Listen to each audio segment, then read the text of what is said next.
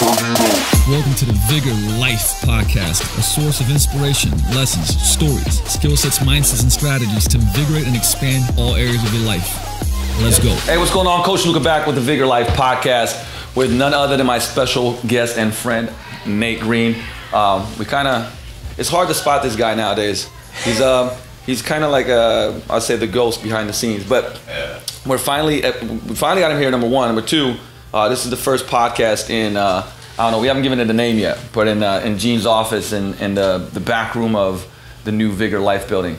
So it's kind of cool. We got two firsts here. But so what I wanted to talk to Nate about is, just about everything, right? Like I said, okay, this is gonna go all over the place. But good for people that don't know you, right? Because like you've done so many different things. You started, you're a personal trainer. You had your own gym for a little bit. Yep. Then you started being a editor for T Nation. Mm-hmm. From there, you did some of your own stuff. Then you went to Precision Nutrition. Then back on your own again. And you're a recovering fitness junkie, which we're gonna have to touch on a little bit for sure. Okay. And now you're just working on a lot of cool projects. Yep. But so, couple of things first, right? So your path, right? Just like a little bit of a thought process of like, you know, when you started and you were training, like what was your thought process of like, okay, this is gonna be something I do long term. Like for instance, we've known each other for a decade now, right? Yeah. And from, you know, when we talked, I went and built this gym and stuff, and it's been a process. Yeah. And you went on this like roller coaster journey, and to where you are right now. Just to talk about a little bit like the thought process behind it, like what led you that way. You know, when people say, hey, you know, find your purpose or what you love to do, but what led you to where you are right now? Yeah, that's a good question. So when I first started, it was like back in like 2004, 2005. I graduated high school in 2003. And honestly, like my very first like personal training studio, I worked at a gym for a couple of years before I opened up my own place. And what I needed to do was, my high school grades were atrocious. They were so bad, right? So like college wasn't really an option for me because I just did not do well in a structured environment where like I had to sit in a class and learn. So I kind of knew that I had to figure out something on my own. You didn't have any, I would say, desire to go to college. You were like, that's not an option at all. I did one semester of a community college in a small town in Montana, and then I was like, this is not for me. But what was interesting though, and I'll wrap it back around to opening the training studio, but so I didn't excel in like traditional schooling environment, but at the same time, like I graduated with like a 1.7 GPA, man. It was fucking horrible, like really bad. Like my parents like don't even know the extent of how bad it was. So I barely graduated high school.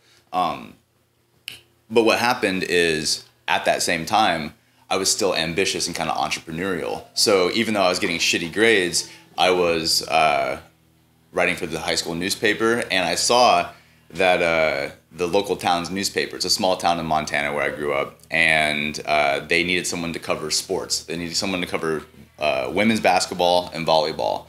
And so I like applied for this job to write some freelance articles. So at the time I was doing shitty in school, but also over here making a couple $100s a week, like covering basketball, covering volleyball for this local newspaper.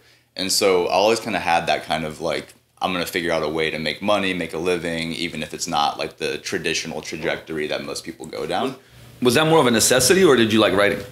No, I liked writing at that point. Yeah, okay. Yeah, man. I mean, this is gonna go all over the place, but dude, I was telling our buddy Mike earlier that the way that I got started writing is I was a big like Eminem fan, and so I'd go on the Eminem fan forums and I would fucking key style. It's like freestyling, but like no shit. Yeah, no, it was horrible. I was really bad at it, but I learned how to like put together things really quickly. So I've always been into writing, and then. So anyway, I got to the point where senior year of high school, I started training more seriously, and I guess I had pretty low self-confidence at that time because I was like, man, I'm gonna fuck up. Like I'm not doing well in school, and I live in this small town. I'm not sure what I'm gonna do with my life. When I got into the gym, and I was able to like gain 40 pounds of muscle over the course of like a year and a half, and I was like, holy shit, if I can change my body by like reading these training books and these exercise phys books and these nutrition books. Like, I'm not fucking stupid. I just don't excel in school. Maybe I should look at like, how can I take what I've learned from training and start helping other people with it? So I was like 18, 19, didn't know a lot, but I got a job as a fitness assistant at a small gym there. And I trained there for a couple of years, got my personal training certification, wiped down cardio machines. And then at some point, I just kind of broke off on my own and opened up my own personal training studio, ran that for a few years. And so at that point, man, I was just like, how can I not have a real job ever? It's basically how I was doing it, right? I love that question. I need to pause, like, hey, you know, what do you want to do for your career? I don't know, man. I just got to figure out. I just don't want to. We were talking about this at dinner last night. Like, I'm basically unemployable now. Like, I've never written a resume or a CV or anything like that. I wouldn't even know where to begin. And I don't think I'd get hired. I think if I if I put down GPA 1.7, no college, no one's gonna fucking hire me. But if I can show them my experience and what I've been able to do, like that's where the value is for me, right? So anyway, I started this personal training studio, and I was still into writing though, so I love training people. But at the same time, I was like starting to go to conferences. I was starting to meet some mutual friends of ours, like Alan Cosgrove took me under his wing, Lou Schuler, who was a former fitness director in Men's Health magazine. I started making all these different connections with people, and then they started. Alan Cosgrove called it fast tracking. He was like, let me just help you out. So he's like, he got me my first quote in Men's Health magazine, introduced me to Adam Campbell. And I think like that's, man, I can't remember, because I know I shot you an email after reading like I think one of your articles or something. But that's how we connected at first. I think. Absolutely. It was definitely an article, I think. It was an article, and then so then it was around this time, I think it was like 2007-ish, and I was doing both. So I was training, I was doing maybe like 30 sessions a week, and then I was writing some articles for like some magazines. And at that point, I was reading T Nation a lot, and T Nation, a lot of at the time, it was super popular. All like my favorite people were writing for them. So John Berardi, Eric Cressy, Mike Robertson, DeFranco, like all these people that I grew up like, you know, reading their articles, watching their videos, etc. Were writing for the site. So I got offered an assistant editor job. And so at that point, I was like, okay, do I want to be like a trainer in the gym all the time, a coach? Do I want to explore this writing thing? So I started to shift my focus toward that. So then in 2008, I took a job at T Nation, and then I got really good at writing on deadline.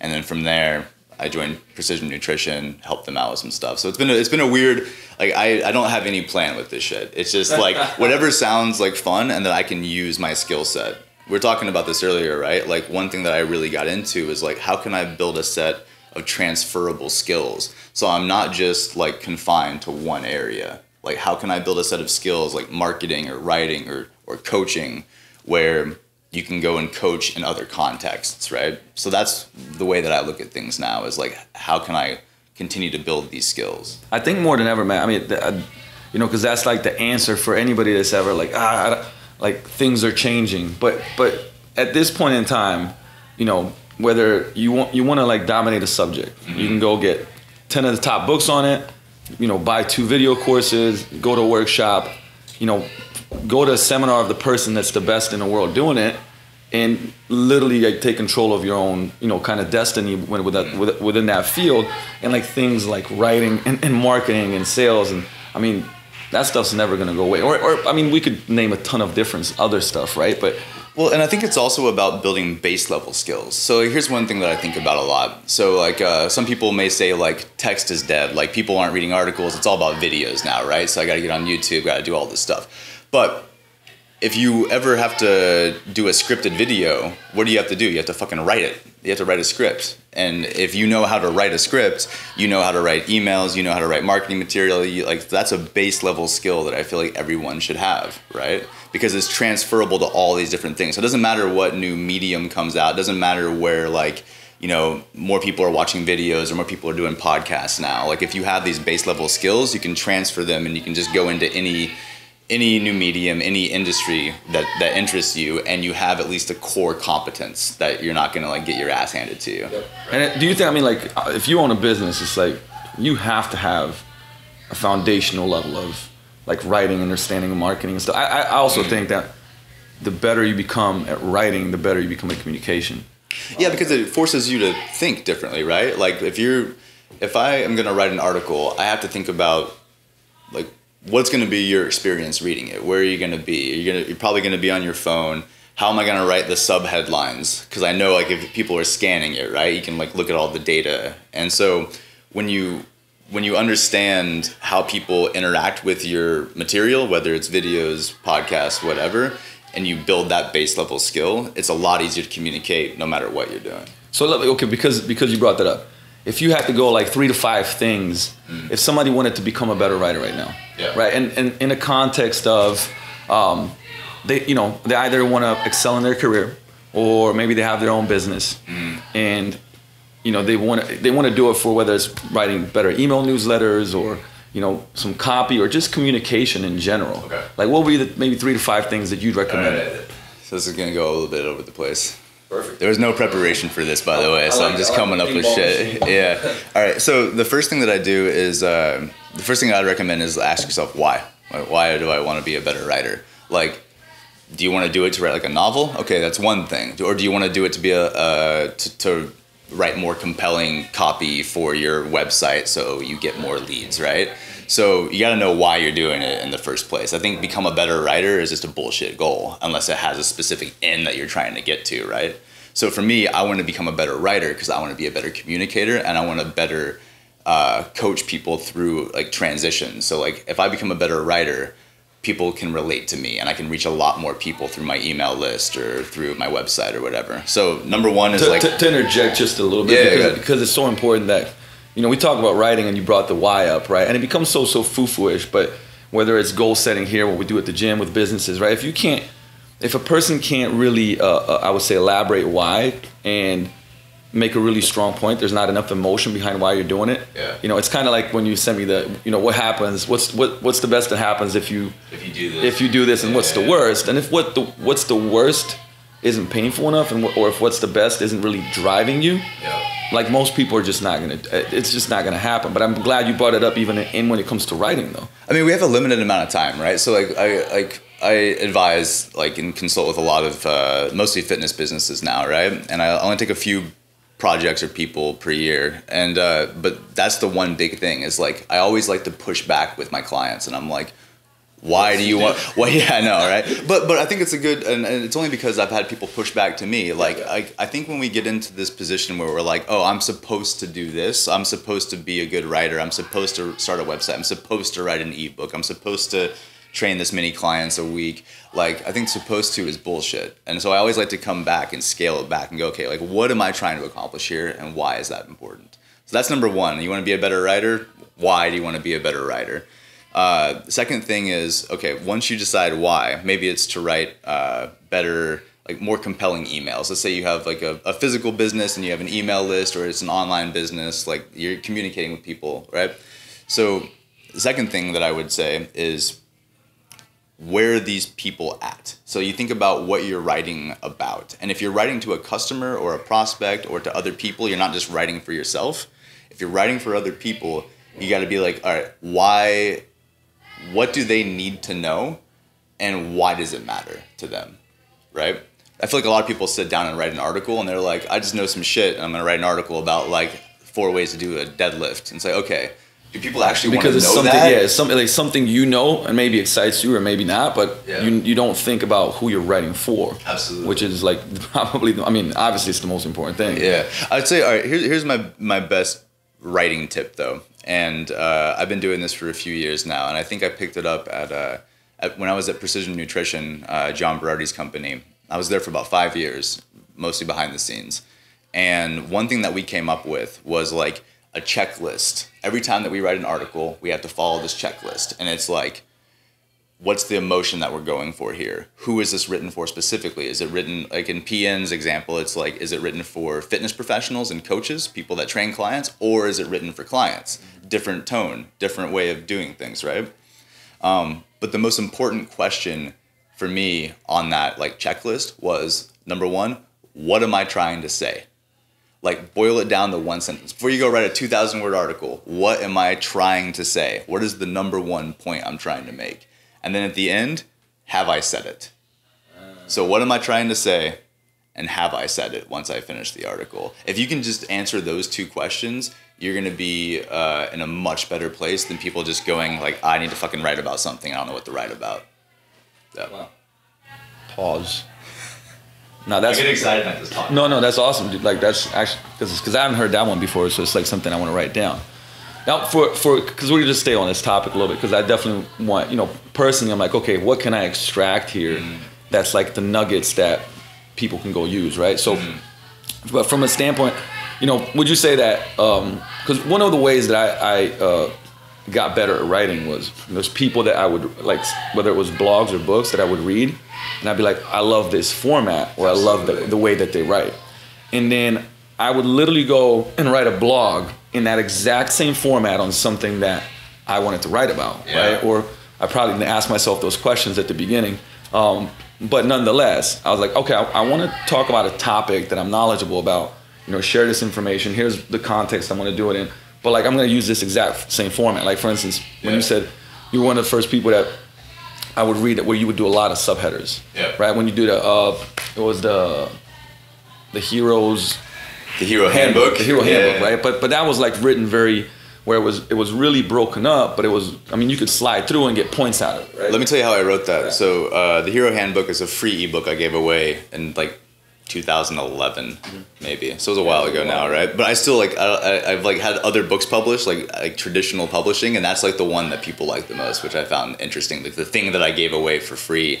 You should probably make a print out of that. Yeah, no, maybe I should. But so here's what I did to write that. There's another writing tip, I guess, is I set a timer for each section for 30 minutes. I'm like, I got 30 minutes to write about this topic. So once I had my outline, once I had my topics, I want to hit this, I want to hit this, I want to hit this. I pick topic number one, and I go, okay, put some headphones in, fucking clear out the rest of the room. 30-minute timer, and I just got to get a shitty first draft. So that's another thing that we did really well at PN, I think, is we had what we called, and I think there's a writing teacher called, I think her name is Anne Lamott. I'm going to murder her name. Anne Lamott. I don't know how to say her name. But she's always talking about getting to a shitty first draft. Because what happens when you're writing is as you're writing it, most often you're like, this is bullshit. Like, this sucks. I still write stuff today, and I'm like, this is the worst thing I've ever written. I suck as a person, and no one's ever going to read this. Is it almost like the way of getting over the editor in your head? Absolutely. Right? Because it's like, when you start editing too much and you don't finish even the shitty draft, 90% of the time you're actually not going to do anything. Well, you know this from starting a business, right? Like, once you have a basic strategy, you don't need to know everything. You just need to get started, right? And so with writing, it's kind of the same thing. Like, if you have to write a marketing piece, or you have to write an article, or anything, a video script, whatever, the hardest part is getting the first words on down on the page.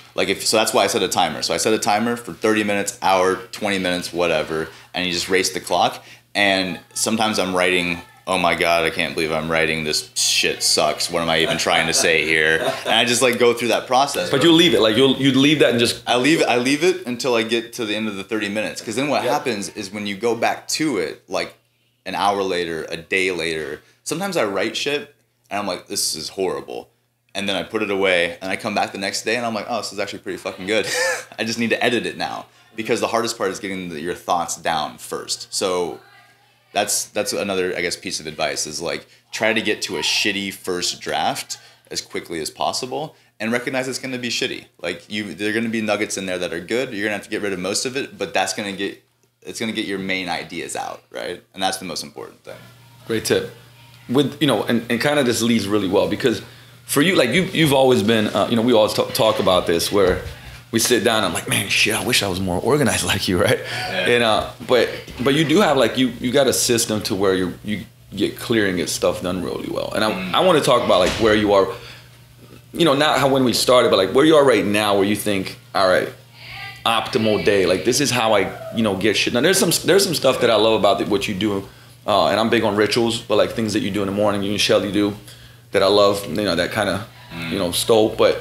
also like throughout the day, like how do you get as much done and really, you know, because this is one of the things, me personally, everyone I talk to, like, oh man, I just don't have enough time in the day. But we all know like you can become 10x, 20x, 30x more productive, you know, and it's definitely, I think, I would say one of your strengths. Thanks. Where you get shit done and you're really, really organized on that end. Yeah. So I'll go to the rituals in a minute. I think the thing that happened for me is when I took that job at T Nation back in 2008, and when I joined Precision Nutrition back in 2010, I was suddenly in a position where I was writing on deadline. So like I had a very specific time that my work needed to be done. And that's really good for lighting a fire under your ass. Like if you give yourself a date, like we were all at dinner last night, right? And we're like, we have this fucking crazy idea. It may not work. Probably will. Yeah, probably will. Right. but but we're at dinner, right? And we're sitting there and we're like, all right, we just got to book the date. Like we got to book the date right now. And I think that's so important. I totally lost my train of thought. I was talking about last night, and I started thinking about the scallops that I ate, and I forgot what I was talking about. That's where it took you. Yeah, I don't know why. Yeah. No, you're talking about how you started having deadlines when you came to T Nation and Precision Nutrition. The deadline. So we gave ourselves a deadline. That's the fucking point I was trying to make. So we gave ourselves a deadline. We're like, all right, like this thing is never gonna happen unless we set a date to talk about it. So like in September, we're gonna meet for a couple of days, talk about this thing, see if it's actually viable. But if we just kind of leave it out, it's like, oh, we'll talk about that someday. It's never gonna fucking happen. Yeah. So I feel like having a deadline is super important. For me personally, I've had to learn to say no to good ideas so I could say yes to some great ideas. And I think I stole that from a guy named Greg McEwen. He wrote a book called Essentialism. Jay Ferrugia loves that fucking book. Yeah. So I don't love it. I mean, I love it, but Jay loves it. Jay loves it. Jay like sleeps with it at night under his pillow. Yeah. He's probably watching this. He's kidding. Maybe he doesn't. I'll make sure I tag him on it now. So I try to limit the amount of things that I say yes to, because what happens is, especially early in my career, and I still fall victim to this, where I just take on too many projects at once. I get overwhelmed, and I'm like, why am I even doing all this other shit? Like, what am I actually trying to accomplish here? So I try to say no to more things now, and that's super helpful, because then you get to work with people that you really who inspire you, and you get to work on projects that actually matter instead of a bunch of little shit, right? That just takes up your time. But for the morning rituals, like I take my mornings really seriously. So if you come over to our house, so if you stay with Shelly and I, what will happen is we'll wake up in the morning, and first thing we do is we make coffee and we have a gratitude practice. So some people use like the 5-minute journal, but what we do is we sit, we have our coffee, and we each say 3 things that we're grateful for, and then 3 things we're looking forward to that day. And it's been a habit for like 5 years now, and it's the best way to start a day, because even if you're having a shitty day, even if things are going wrong, you can still be grateful for, like, sometimes I'm grateful for like a cup of coffee. I'm grateful for like the fact that I have hot water, the fact that I get to eat food. You know. But you said that was actually one of the really important things for you guys' relationship too. Oh, it's crucial, because like so it was crucial to have like a gratitude practice, and then to talk about like, oh, I'm looking forward to X, Y, Z, because you know it just gets you in an optimistic mindset for the day. But it was key for our relationship, because what happens when most people wake up? I don't even know what happens when most people wake up, actually, because I don't know anymore. But like, what we used to do is we'd get up, we'd have our coffee, but like I'd check my phone and she'd go off and do something, and then like maybe we woke up late, so she had to go to a meeting or whatever. Now we make time to just connect as a couple first thing in the morning, and we get to talk about things that we're grateful for and things that we're looking forward to, and it's just it's made us closer, and it's a time for us to be totally present. So we don't have our phones next to us. We're not trying to rush off. We're not trying to time it and like get through it quick. That's made us way closer. I think when you kind of like essentially reverse engineer it, to me, all of those, the morning rituals in many ways, but perfect example is this, what's the foundation of your day? How do you start it? Like, where does your focus go? If I wake up in the morning and my focus goes on, what are some great things in my life? Like, what am I excited about in the day? Appreciating the person that you're with, that's going to kind of, I would say, trickle down throughout the day. But if you wake up the first thing in the morning and you're like, fuck, right? Like, you react. It's almost like being in a hurricane, right? Like you get pulled in, and all of a sudden your day's all over the place. You never get space. Like, so the morning ritual for me is like, so we wake up, have coffee, say 3 things we're grateful for, 3 things we're looking forward to, and then she goes in a different room. I usually stay in the living room, and then we meditate for like maybe 5 to 20 minutes, depending on how much time we have. Even though, like, this is one thing I learned at Precision Nutrition that we took very serious. They still take very seriously, and I take it seriously now. Is like, I would rather scale back the habit and do 1 minute meditation, 30-second meditation, rather than miss a whole thing, right? So I'm comfortable, if I can't get a workout in, I'm doing 5 push-ups, better than nothing. It sounds like a small thing, but no matter what we're doing, I always try to find a way to have like a 1 minute meditation. So we meditate, and then make breakfast, and then a couple little, like if you work on the computer a lot like I do, I use a program called Freedom. Yep. And freedom.to, Freedom 2, and what it does is it just blocks the whole internet. So I can only use a few things. I can use like my Google Drive to like write articles or whatever, and I have that automatically set. So I don't have to make a decision in the morning to turn it on. It's just on a schedule. Right. So from 5 a.m. I'm not up at 5 a.m. but from 5 a.m. till 4 p.m. I basically have 0 internet access. And I'm writing. See, I didn't know you could automate that. I got to get on that, man. That's fantastic. You want to make it like, that's one thing that I'm still working on, right? But it's how can I make one decision that makes all the other decisions for me? So I limit the decision fatigue. Like if I have to pick every morning, here's what happens, because I do this sometimes. If I don't set that automatically to just start and stop at a certain time, I'm like, all right, I'm gonna go get some work done. And I log on my computer and I'm like, and before I turn Freedom on, I'm going to fucking check Twitter. And I'm going to check out MP. Yeah. And then it's like half an hour later. Even if it's only 5 minutes, my mind's not where it needs to be, like to actually produce something that's valuable, right? So I set Freedom. I work for like maybe 4 or 5 hours, take some breaks, do some stretches, have some green tea, whatever. And then once 3 p.m., 4 p.m. hits, I set a timer for half an hour. Do all my email. I don't get through all of it, but do my internet check or whatever, and then I'm off the computer to the gym. Rest of the day done. That's ideal. Sometimes it doesn't happen. Yeah. I mean, but I would say 75-80% of the time.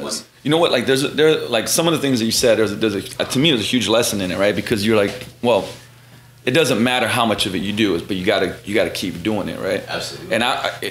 And I'd go to that for like anything. Like one of my biggest things in the mornings is like, I call it 5 minutes of flow, but basically I legitimately will get up and like be, and just start doing my, neck rotations. Just cursing and slow. Yeah, that probably happens too. But it's like, even if I don't feel like it, I'm like, just fucking 3 minutes. Just 3 minutes. That's it. And 3 minutes is so little, right? That you're just like, I'm gonna, do some circles and I'll be done. And then you start doing it and like, it feels a little better. Well, feel a little looser. And then you end up finishing it, right? So that's one thing that I keep mentioning Precision Nutrition, but I'm such a big fan of the work that they do, right? And obviously Berardi's a good friend of ours. So the one thing that we started to institute when I was there, and I know they still do, is scale of 1 to 10. And this is, you can do this for if you coach clients, you have a business, whatever. This is perfect. So if you give someone, like if you're my client and I'm like, Luka, on a scale of 1 to 10, how confident are you that you're going to be able to do X today? Meditate for 5 minutes. Scale of 1 to 10. If you say anything less than if you say 7 or below, I'm going to scale back the habit. Oh, we use that all the time. I'm called the magic question. The magic question. Yeah, we call it the magic question. Good. So it's marketing, but same thing, right? So basically, it's like what you want to do is you want to shrink the change to the smallest possible thing that will have people make forward momentum and make progress, right? So a 1 minute meditation may sound like bullshit, or a 3 minute flow, like, so, one stretch for 60 seconds may sound like bullshit, but it's better than nothing. And what it does is it keeps the continuity of the habit going. It's basically the dial analogy, right? The all or nothing. Like that's a big thing we teach is people either do all, right? Or most of the time ends up being nothing instead of like always something. Well, in like, because you could take that even into like, we talked about writing, but to plug it back in is to get better at writing, write every day. Yep. And go like, I'm going to write for 3 minutes. And you should go like, what is 3 minutes going to do? No, a sentence. But yeah, it gets you started and make sure that you continue the habit, right? Well, and so I got an email. So I still get like, so I still have my own, like my blog and everything. I'm starting to be more active on it. I'm like posting like once a week now and sending out an email. But so I get emails back from people, right? And I got an email from this dude, and he was like, I want to train 4 days a week. That's optimal for me. But right now, because that's optimal, I know I can't do it. So he's training 0 days a week. And I'm like, dude, just fucking train once a week. It's 1 day a week.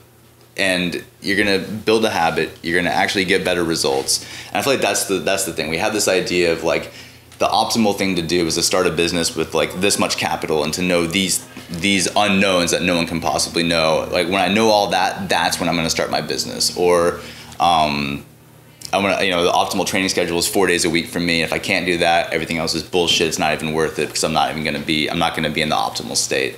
And so that's one thing that I've been working on in my own life for a long time now is like, how can I just scale everything back to the bare minimum to build some momentum? Because what happens is you hit that bare minimum enough times and then suddenly things open up and you're like, oh, I can train 4 days a week. I'm going to go ahead and kill it for the next month or so. Yep. But you don't become a horrible self-critic when you don't hit what you think is optimal. And over time, consistency is going to be way better than intensity, right? So being consistent with something is what I'm trying to do now. And it's funny because I don't know who said this, but I liked it a lot. But at least when it comes to health, right? It's like this analogy of that investing in health is like investing in like money into something that's compounding, right? Yeah. If you start in your 20s, I mean, you know, nobody will ever catch you if you start in your 20s and somebody starts in their 50s, right?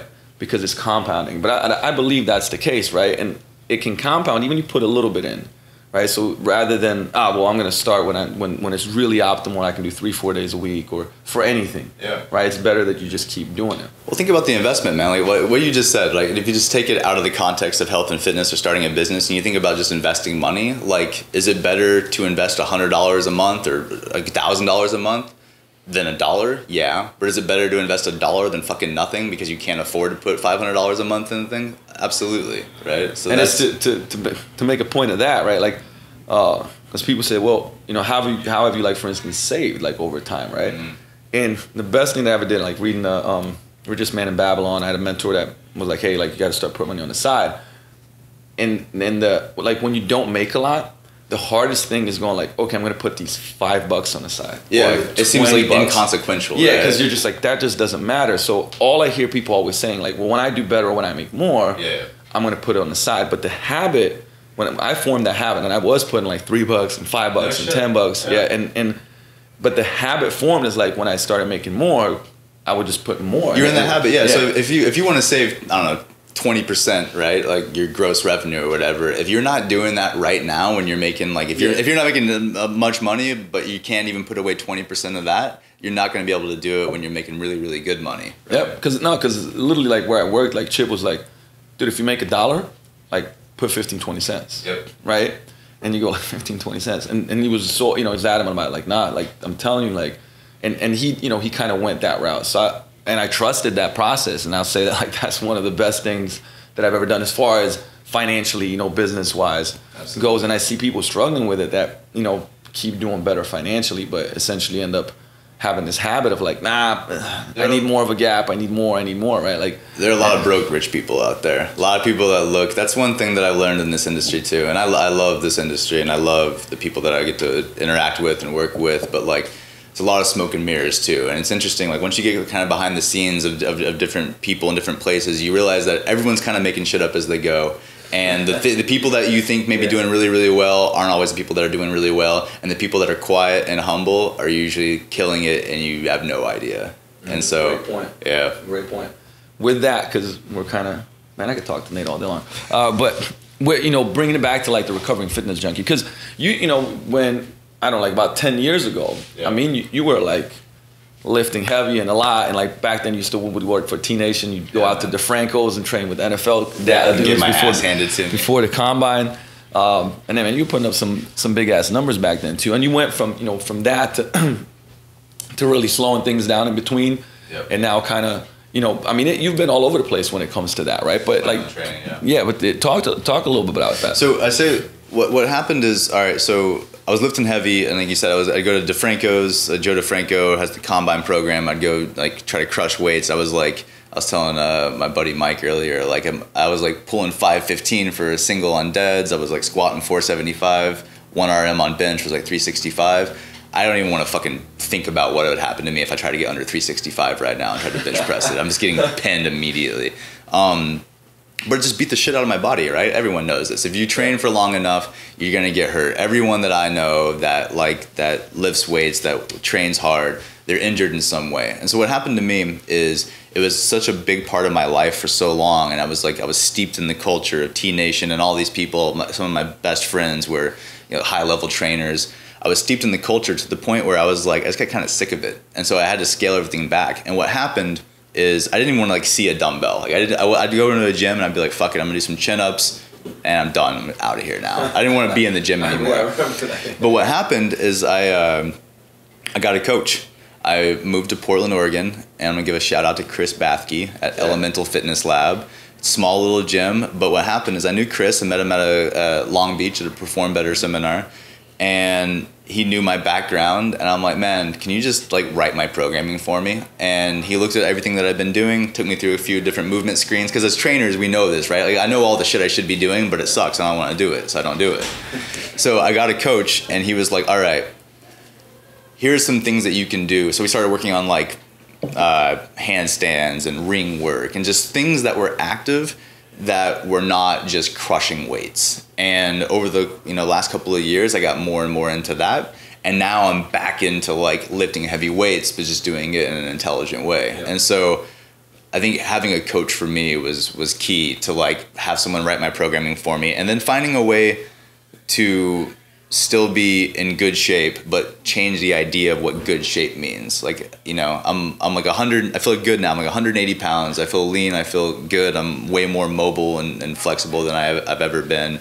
But if you were to tell me 5 years ago that I'd be like doing some trail running and, I don't know, like hanging out in some rings and then occasionally doing some deadlifts, I would have laughed at you. Because like to me, it's like, why are we hanging on rings or going for trail runs? But now it's just what I view health is. Right? And I think that's part of it is like the identity thing. Because same thing, I had to go through a really, really bad injury to start rethinking things, right? And as I move forward, I think too, it's like that, the question why, and I'm like, well, man, I do want to look good and jacked, but man, I don't want to be in pain.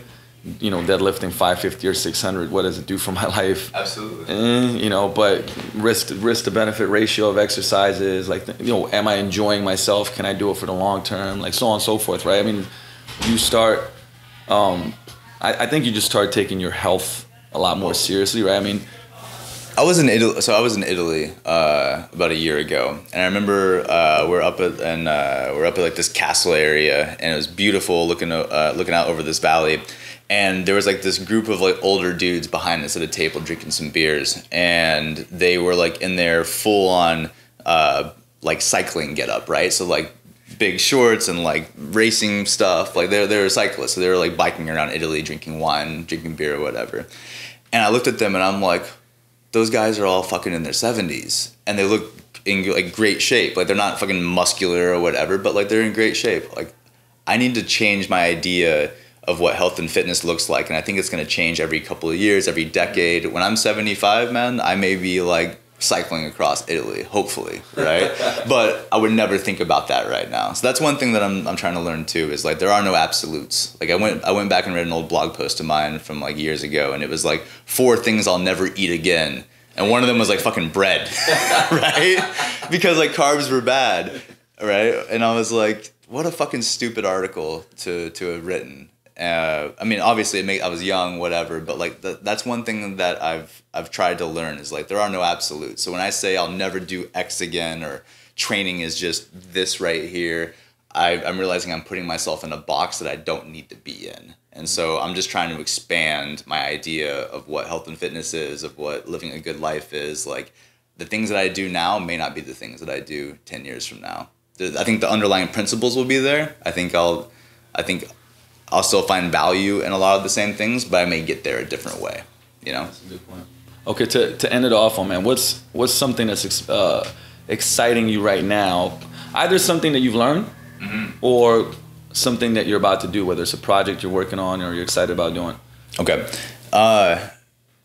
I'm gonna shout out to Berardi one more time, and it's like a love fest for PN right here. But I spent so many years with them, and I valued their. I think they're doing some great work. He wrote an article maybe a decade ago, and someone asked him kind of a similar question, right? And the thing that I'm excited about right now is I don't want to just consistently learn new shit. I want to do the things that I already know. And so what's exciting me right now is looking at my life and my work and my training and my base habits and being like, I know what to do. Everyone knows what to do to start a business, to get in better shape, to wake up earlier, whatever. We know what to do, but we don't practice it consistently. So what's exciting me right now is looking at all the shit I know, and instead of listening to podcasts all the time, I still listen to podcasts a lot, but still listening to podcasts all the time, watching videos, reading all these books, I'm trying to take down the amount of things that I consume and just practice the shit I already know how to do. So am I meditating? Am I moving every day? Am I doing some valuable work for a couple hours at least? Hopefully more. Am I connecting with my partner? Am I out in nature? I'm just trying to practice all the shit that I already know instead of just trying to get a bunch of shit. That's a fucking great point. I think you're just talking to me, dude. I think that was meant. This is a coaching session for you. I'm gonna make fucking Luka feel a little funny. This is a coaching session. Well done, my friend. All right, so where can people find out? I would say one of the only things that I really consistently read Nate's emails and blog. I mean, I read a lot of shit, but yours is definitely one of them. So, but where can I find out more about you? Yeah, so just nategreen.org. .com is taken by a real estate agent, and I couldn't get it, so I'm fuck it, .org, and I look more professional. See, and that's how you know this guy's a little more minimalist. That's it. That's one fucking place you can find me. That's it.